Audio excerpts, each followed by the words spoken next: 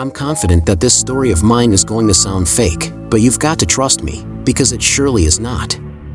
After graduating from college, my eldest brother wished to spend the weekend camping at Lake Berryessa, which is just outside Napa in California. His girlfriend at the time, Sally, said that we could use her godfather's boat, which was docked over there. So we hitched it up and headed up to the Spanish Flat dock. So to paint a picture in your head, the bank of this lake is surrounded by sandy hills and rocky cliff sides in a bowl-shaped valley. Now let me tell you, it's not so easy to climb down in some areas, and the landscape has a lot of trees spread all over. It's a very big lake, so it's possible to not see anyone around after sunset. The people, too, will typically tie up their boats and camp out on the banks. We got in our boat and headed towards the southeast corner and found a nice spot to chill. We swam for like maybe an hour or two and then had our dinner. I think it must have been about 7:30 or 8 p.m. because I remember noticing that the sun was setting. The lake was still and beautiful. Sally suggested that we should climb up the side of the bank and find some wood for a campfire. So my brother and I climbed up the side, trying to find dry pieces of wood. We were far back into the woods, but we could still see the boat and the lights. As we were digging around, we heard a sharp, horrifying, and echoing scream. We ran to the tree line to find Sally, who was on the boat and yelling her heart out for us, crying and obviously panicked. We climbed down the side slowly, and my brother stopped and stared out onto the lake. He said that there was something floating in the water. I looked out and saw something that was slowly drifting along toward the shore. My brother slowly walked toward the boat and told Sally to come to stand over by me. Then he walked to the edge of the lake and stood there as quietly as possible. Sally ran up to me and was crying profusely. I started to walk over to my brother and he said that he thought that it was some skinned animal. He claimed that it didn't have any skin on it. I walked up and stood behind him so that I could try to get a clearer view. The water was dark, but I could see some outlines. It was floating chest down, and there was a black garbage bag covering a part of the back. It was too huge to be a dog or anything. It didn't have a head, and I couldn't see if it had front legs or not. But whatever it was in fact skinned. It drifted slowly underwater, turning as it moved with the soft current. We stood there for a few minutes without saying anything, but I'm sure that we both were just hoping for it not to be a dead human. Sally suggested that we pack up the camp and get the hell out of there, and so we did that. As we were backing out, I was driving the boat, and so I didn't get a better look at the creature. But my brother looked over the edge and tried to get a better view of it.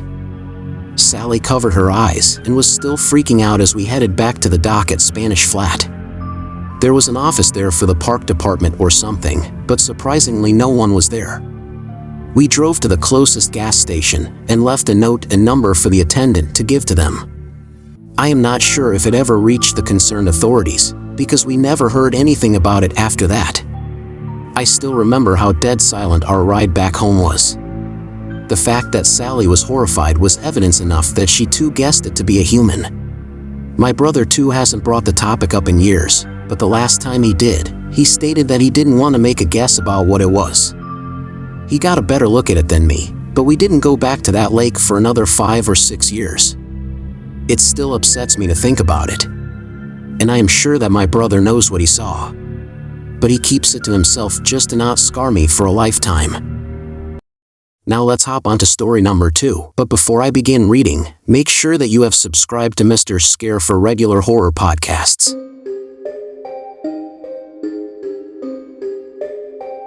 So I am a girl, and this incident happened to me almost about 13 years ago. Back then I was somewhat 17 years old. When this happened, I lived in a small town almost in the middle of nowhere where most people lived out in the country. Around 1 a.m. in the middle of the night on a Friday, I was dropping my friend off after a night of hanging out. This friend of mine lived way out in the countryside, and to get there, one had to take a lot of winding roads with nothing on either side. And it was so damn in the middle of nowhere that not many people traveled on those roads. There were a few houses there, but most of them owned a lot of land, so they were majorly spread out in distance. I always hated dropping her off at night because driving back was always super creepy. This was probably because I have seen way too many horror movies to know what can happen out in the middle of nowhere. But on that occasion, it was my turn to drive back home alone that night. After dropping her off, I'm being super careful while driving, not only because of my irrational fear, but because of drunk drivers who won't take the curves well. I turned left on the last small street before I got to the main road, and this street had two major curves that you had to take very slowly since they were pretty wide and almost back to back. I was coming up on the first curve, so I slowed down a bit, and that's when I saw three people dressed in all black. As far as I remember, they had black sweatshirts and black pants, and they were walking and blocking the whole lane. It was frustrating at first, because I thought they were just teenagers not thinking of the dangers of what they were doing, so I sped up my car to hurry and passed them in the other lane. But before I could do that, a car coming in the opposite direction almost hit me. As I was passing them, I looked outside my side window to get a glimpse of the dumb teenagers' faces, when I noticed that all three of them were wearing the same creepy white skull mask, and they all stared at me as I passed them. If it was somewhat close to the time of Halloween, I might have passed it off as someone getting in the spirit of Halloween with the costumes and all, but when this incident happened, it was around June. The weird thing about the situation was that it didn't seem like they were trying to run me off the road or cause me any sort of harm. They didn't even look behind them when I first pulled upon them. It just gave me the creeps. The whole situation was too weird, so I called the police and informed them about the entire series of events. They called me back pretty soon after and told me that they sent someone to the exact location where I described and said that they found nobody walking on the street or even on the side of it. What creeped me out about that is that there's nowhere the three people could have hidden because this street had open land on both sides of it. Also, there were no side streets that they could have turned on to evade the cops. The only logical solution for them was that they had to have been picked up by somebody or knew of a good place to hide. Either way, I know what I saw were actual people and not something I made up. I have no idea to this day what those three people were up to, but I told my friend that if she wanted me to drop her off again, it needed to be before dark, because I never wanted to find out what their real intentions were.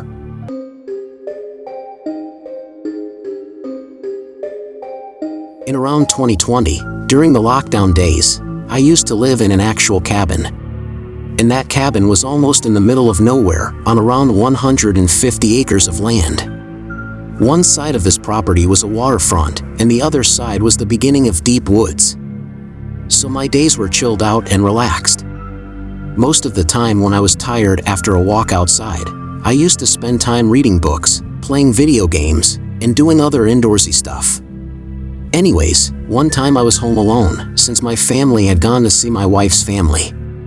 We had some difficulties in our marriage, so they thought it would be better for adults to discuss. So I was alone in the cabin, and I was reading a book to spend some time with. That's when I heard somebody knocking on my door. I went to check who had come to bother me out here, but there was no one. I thought I imagined the knocks, so I got back in and continued reading. The very moment I got into the mental zone of reading the book, I heard another knocking on the door. I went again to see, but this time too, there was no one outside. I tried to look down for any footprints on the floor, but there were none. This continued happening, but each time I went to check, there wasn't anybody there. It finally happened like 7 times, and eventually, I noticed someone move behind a tree. I saw him because I was hiding behind the window's curtain to spot the person messing around with me. And I saw him come towards my door again. He seemed like some scared 20 to 25-year-old, but he seemed scared. By his demeanor, it did not feel like he was up to something mischievous. It was in fact the opposite. He seemed worried and paranoid. I opened the door just as he got on the porch. He was just about to run away, but he stopped as he heard my gun clock right behind him. He claimed that he had gotten lost on a hike, and he decided to knock on a random cabin's door for some help. I was convinced by his story, so I decided to give him a ride. I drove him to the nearest town, which was about 35 minutes away. He seemed very exhausted from the hiking, so he didn't speak much throughout the ride. I still don't know how he got that lost. because my cabin plus the plot of land was between two others, and he should have come across their cabins before mine. Now I had just recently got here, so I did not know if they were friendly people or not. But anyway, he was a lost hiker, and I did my bit to help him. By the time we came across a patrolling police vehicle inside the town, he was fast asleep. I got out and walked up to the cop to narrate the entire story. The cop didn't seem impressed, or at least that's what his expressions foretold. As I finished my story, the cop calmly asked me to look in the car. To my shocking surprise, the dude was gone. He hadn't taken anything from my car, and in fact, my car's door was not even open. He had just vanished into thin air. The officer asked me to calm down as I tried to convince him that I wasn't crazy and that there was really a young hiker in my car. He took out a picture and asked me if it was him. And he was right. It was exactly him, and in that exact outfit. He said that I wasn't the first one who had encountered this individual. There have been countless complaints and reports from people where I live to have come across this spirit of a hiker who asks for help and then vanishes upon reaching a safe spot. He assured me that he has never harmed anyone. I requested him to ride back home with me, as I was shell-shocked by what I had just encountered. Now that I think about it, I hope his soul rests in peace in those woods.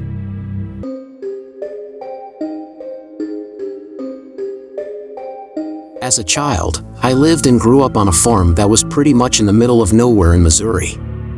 Most of the time, I spent my free time roaming the woods with my dog. I used to do the typical stuff that kids do. One fine year, during the middle phase of winter, I wanted to go and walk out on the frozen pond near my home. I was of course not allowed to venture there alone because of all sorts of risks associated with it. So I asked my elder sister to accompany me. After a while of convincing her to come along, my sister obliged and we took the 15-minute walk, admiring the untouched snow along the way. As we got to the frozen pond, we heard a lady scream. And by scream, I mean an actual blood-curdling scream. This woman was in serious pain or terror. It really freaked us out for a moment, but it didn't come from the direction of our house. It came from deeper in the woods where no one lived. Now, these woods were in the direction of the other side of the pond. We didn't hear it again, and so we continued on with our walk. I know it sounds dumb, but we were kids, and instead of focusing on the potential danger, we started admiring all the different tracks that different animals had left on the snow-covered frozen pond. I kept looking around and guessing the animals from the paw prints, until we noticed a set of cat paw prints. And not just any regular prints. These were absolutely huge and had sunk in the snow deeply. Not back then, but now when I think about it, the sheer depth of the prints was enough evidence to deduce that it was a big cat. Back then, I was about 8 years old and my sister was around 12 or 13. Luckily, my sister was smart enough to know that it was time to get out of there as quickly as possible. Apparently, it wasn't unheard of that mountain lions could work their way south as far as Missouri in search of food. I'm really happy that it didn't find us in its search for prey. Oh, and about the scream, I got to know about it years later. And if you haven't heard a cougar or mountain lion cry, you should look it up. It's blood-curdling. So when we heard that scream, it was probably the mountain lion's cry. And that was logically right, since it came from the deep woods ahead of the pond.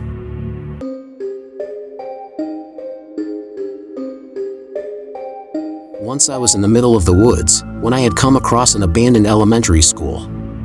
It seemed like it just didn't belong there at all.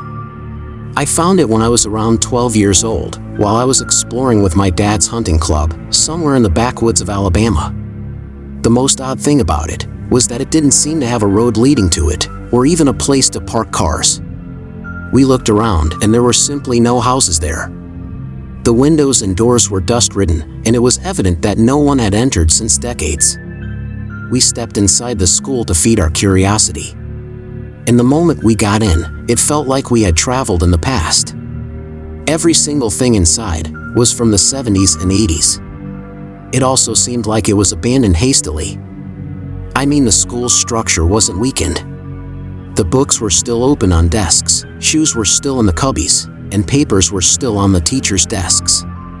It was as if students and teachers in an ongoing class were suddenly thrown out of this timeline or erased from existence. I actually took a lot of the books that weren't weather damaged and brought them home with me. I remember asking my dad about it a few years later, and he knew about the abandoned school in the middle of the deep woods. But he said that it always gave him the creeps, so he never went near it. My dad left that hunting club a year later, so I never had the chance to check it out a second time. But he did say that there is no documentation of this school. It just existed out of nowhere.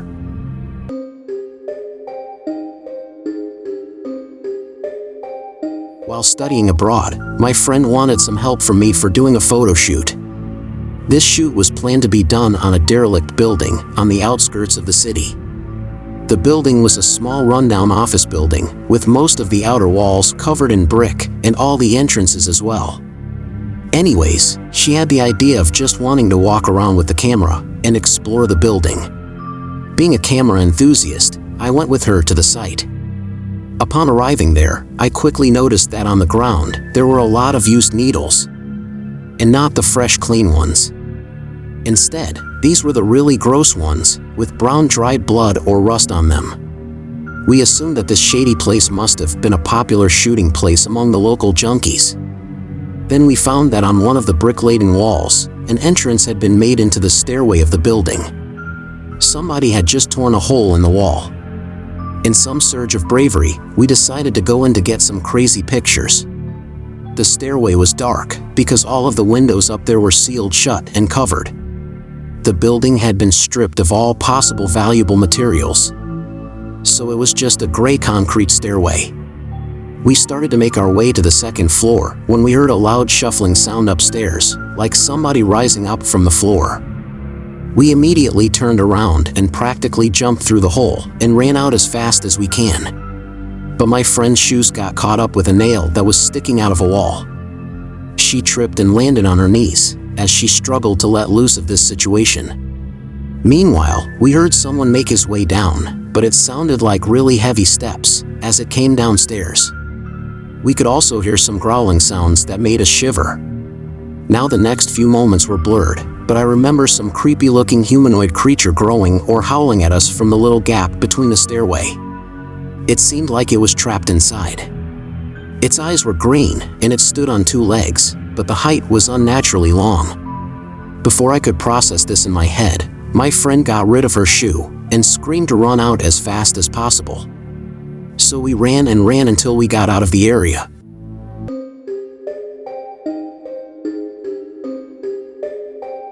Almost 3 summers ago, my elder brother and I were out on some back roads in Central Oregon, trying to take some photos of the stars. We both were into astrophotography, and the sky was extremely clear that evening. So we got there, set up camp, and did the rituals. Now this place was somewhere far from the town. We chose it so that there won't be any sort of pollution or disturbance too.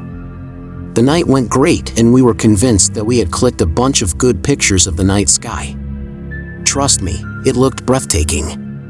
When we got home and started looking through the pictures, there was this one picture that was among the first ones that we saw.